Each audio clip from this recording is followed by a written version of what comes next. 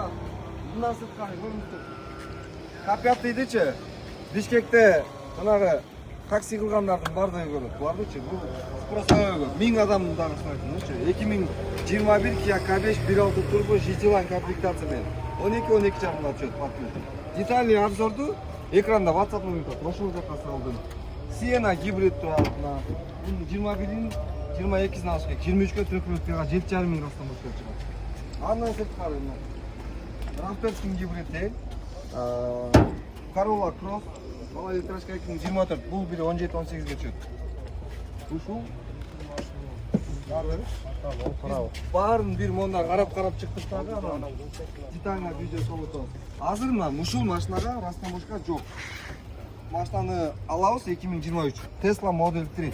Пробег идеальный экен, 22 миң миль пробег экен. Буга машинаны болуш базы 13 жарымдын тегерегинде алкуна тап бастап болот. Ада грей, эйрбактар бир дагы иштептир. Салондарда мощный экен. Көзүбүз менен көрүп мондай кылып текшерүүгө болот.